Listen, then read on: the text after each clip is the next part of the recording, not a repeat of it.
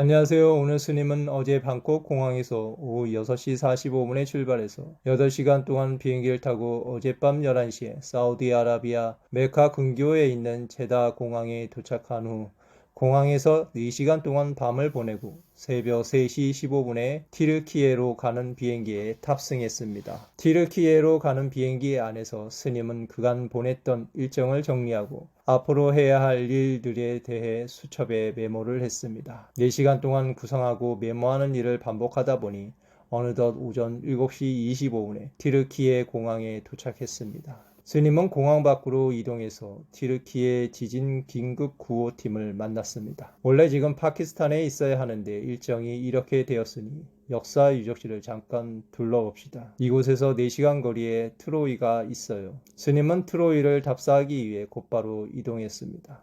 스님은 트로이로 가는 길에 지도를 펼쳐 세계사와 세계 지리를 상세하게 설명해 주었습니다. 과거 1차 세계대전, 트로이의 역사, 트로이의 주변 지명에 대한 설명이 계속되었습니다. 이 북단이 흑해이고 이 남단이 지중해인데 이 사이를 연결해주는 다리가 차나칼레 대교예요. 가는 길에 차나칼레 대교를 건너서 트로이를 보고 페르가몬, 에페수스를 구경해 봅시다. 그런데 다 구경할 수 있을지 모르겠어요.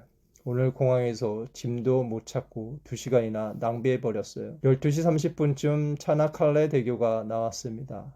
바다 사이를 가르는 대교는 정말 크고 웅장했습니다. 이 다리의 높이가 에펠탑보다도 높다고 해요. 우리나라 건설 회사가 건설한 다리라고 합니다. 차나칼레 대교를 지나 1차 세계대전에 있었던 차나칼레에 도착했습니다. 트로이가 점점 가까워지고 있었습니다. 이곳에는 영화 트로이에 나온 목마 세트가 있다고 해서 구경을 했습니다. 스님은 트로이에 들어서자 이곳 저곳을 다니며 사진을 많이 찍었습니다. 트로이 성벽을 만든 기술이 고구려의 기술과 매우 흡사하네요. 스님은 성벽의 구조, 윤곽, 그리고 주변 지형들을 세세하게 살피면서 여러 곳을 구경하였습니다. 밖에서는 몰랐는데 여기 와서 보니 산 위에 이렇게 성벽이 쌓여 있네요. 그런데 밖에서는 전혀 그렇게 보이지 않았어요. 산 위에 이렇게 성벽이 있으니 함락되지 않을 수밖에요. 스님은 안내색자에 있는 지도를 보며 트로이의 흔적을 하나하나 살펴보았습니다. 이렇게 보고 있으니 황성예터 생각이 나네요. 트로이 유적지에서 스님이 조용히 황성예터 노래를 부르는 소리가 들렸습니다. 스님, 오늘 사진을 많이 찍으시네요. 네, 고구려 성벽 구조랑 많이 닮은 부분들이 있어서요. 역사교육 담당자에게 한번 연구해달라고 이 사진을 전달해 주려고 합니다. 유적지를 다 둘러보고 스님은 박물관으로 이동했습니다. 여기에 나온 것들을 박물관에 옮겨두었어요. 박물관에 들어가는 입구에서부터 유물들이 있었습니다. 우리나라 주춧돌도 아름다운데 이곳 주춧돌도 참 아름답네요. 스님은 주춧돌을 한참 보았습니다. 박물관 안에는 정말 많은 유물이 있었습니다. 트로이 시절에 썼던 그릇, 왕의 장신구, 무덤에 들어있던 관, 당시의 생활상을 짐작할 수 있는 다양한 물건들이었습니다. 스님은 지진 피해 JTS 긴급구호단 일행에게 유물에 대해 자세히 설명을 해주었습니다. 한참 동안 구경을 하다 보니 벌써 오후 4시가 넘어가고 있었습니다. 오늘은 여기까지만 봐야겠네요. 전부 다 가보려고 했지만 더 가보려고 했다가 내일 일정에 무리가 생기면 안 되니까 오늘은 가는 길에 공양을 하고 숙소로 가도록 합시다. 박물관을 나와서 숙소로 향하는 길에 외식을 하고 숙소에 도착했습니다. 숙소에 짐을 풀고 휴식을 취했습니다. 내일은 티르키예 지역을 더 둘러보고 답사를 할 예정입니다. 오늘은 법문이 없었기 때문에 엊그제 수행법회 방송에서 있었던 중문주설 내용을 전해드리면서 글을 마칩니다. 연기법에 대해 공부할 때 물질적으로 연결되어 있다는 것은 머리로 이해가 되거든요. 그런데 막상 사람들과 만날 때는 연기법이 경험되지 않는 것 같아요. 예를 들어 법륜스님께서 설명해 주신 대로 명상을 하다 보면 마음도 편안해지고 일상에서도 제 마음을 잘 알아차리는 경험을 할 수 있습니다. 그런데 연기법은 경험이 안 되는 것 같아요. 어떤 사람을 만나면 그 사람이 싫은 마음이 들기도 하고 경쟁하려는 마음이 들기도 하고 그럴 때마다 내가 머리로만 이해하고 있구나 이런 생각이 듭니다. 부처님 당시에는 모든 존재가 하나로 연결되어 있다는 과학적 증명이 없었는데도 부처님은 연기법을 깨달으셨잖아요. 부처님은 어떻게 연기법을 깨달으셨고 현실에서는 어떻게 적용하셨는지 궁금합니다. 연기되어 있다고 말할 때 정신적으로 연기되어 있다는 것은 이해하기가 어렵습니다. 왜냐하면 정신은 보이지 않기 때문입니다. 물질적인 것도 보이는 것은 이해하기 쉽지만 보이지 않는 것은 이해하기 어려워요. 우리는 눈으로 본다, 귀로 듣는다, 손으로 만져서 안다 하는 것들은 모두 물질적인 것에 해당합니다. 나무 뿌리와 땅이 연결되어 있는 것처럼 고체로 연결된 것은 확실히 연결되어 있다는 것을 알 수 있습니다. 그리고 액체도 우리가 눈으로 보고 만질 수가 있으니 연기를 확인할 수 있어요. 그런데 기체는 눈에 보이지 않기 때문에 마치 연결이 없는 것처럼 느껴집니다. 그러나 과학을 공부해 보면 나무가 땅과는 고체와 액체로 연결되어 있고 공기와는 기체로 연결되어 있다는 것을 알 수 있어요. 나무의 뿌리를 자르면 나무가 땅과 연관된 것이 끊어져서 죽게 됩니다. 그리고 나무를 비닐봉지로 둘러싸서 공기를 차단하면 뿌리를 자르지 않아도 죽습니다. 왜냐하면 기체로 연기되어 있는 것이 차단되기 때문입니다. 핸드폰이 처음 나왔을 때 모두가 신기해 했잖아요.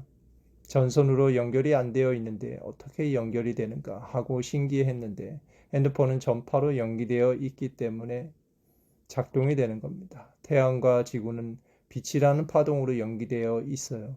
그래서 빛을 차단하면 식물이 죽어버리죠. 전파를 차단하면 마치 전선을 자르는 것과 같이 핸드폰도 작동이 되지 않습니다.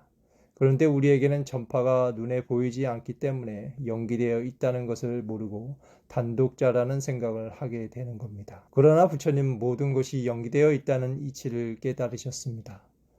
엄마가 어떻게 하는 것이 아이에게 영향을 주고 아이가 어떻게 하는 것이 엄마에게 영향을 주고 언론에서 어떻게 하느냐에 따라 우리에게 많은 영향을 줍니다.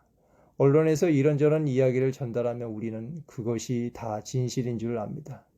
그것은 좋은 연관이든 나쁜 연관이든 서로 다 연관되어 있는 것이라고 할 수 있어요. 우리는 다 이렇게 연관되어서 서로 영향을 받고 살아갑니다. 그런 것을 연기라고 표현한 겁니다. 그런데 우리에게 그 연결된 고리가 눈에 보이지 않으면 연결이 없다고 생각을 합니다. 그래서 많은 부작용이 생기죠. 우리의 몸도 마찬가지입니다.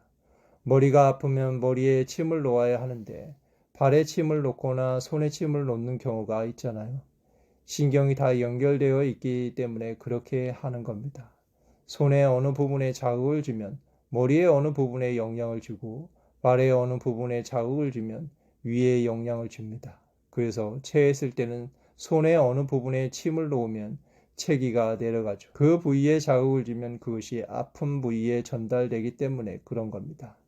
이것도 다 연기되어 있다는 것을 알기 때문에 그렇게 하는 거예요. 그런데 대부분의 사람들이 사람과 자연이 연기되어 있다는 사실을 잘 모르고 살아갑니다.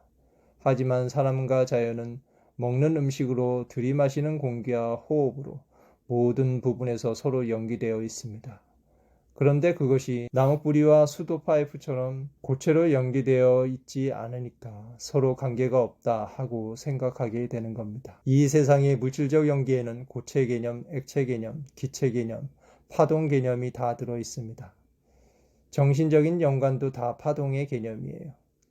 이런 사실들이 지금 과학적으로는 다 밝혀져 있지만 일상에서는 사람들이 그 사실을 잊어버리고 살죠. 왜냐하면 경험으로 알기가 어렵기 때문입니다. 연기법이 일상에서는 적용이 잘 안 되는 이유는 파이프식으로 연결된 것만 연기라고 생각하기 때문입니다. 눈에 안 보이는 연기에 대해서는 모르고 살아가는 거죠. 과학자들은 만물의 이치에 대해 물질적인 연관을 밝혀낸 것이고 부처님은 물질세계, 생명세계, 정신세계의 모든 이치와 원리를 깨달은 것이라고 이해하시면 됩니다. 네, 알겠습니다. 보이지 않는 연계에 대해서도 다시 생각해 볼 수 있었습니다. 앞으로 더 나은 선택을 할 수 있도록 매 순간 알아차리도록 하겠습니다. 만약 지구상에 벌이 소멸하면 벌에 쏘일 일도 없어지고 우리 생활에도 아무런 지장이 없을 것 같죠? 그렇지 않습니다. 벌이 소멸하면 모든 꽃에 수정이 안 됩니다. 그래서 지구상의 모든 과일 및 채소의 열매가 소멸하게 됩니다. 그렇게 되면 인간의 삶도 3년 안에 멸종할 수 있습니다. 이렇게 우리는 연관된 속에서 살고 있습니다. 그런데도 우리는 그것을 모르고 그냥 살아가죠. 우리가 볼 때는 필요 없는 것 같은 작은 미물도 다 필요하기 때문에 이 세상에 존재합니다. 그러니 어쩔 수 없으면 몰라도 모든 존재를 함부로 해쳐서는 안 된다는 부처님의 가르침을 다시 한번 생각해 봤으면 좋겠습니다. 감사합니다.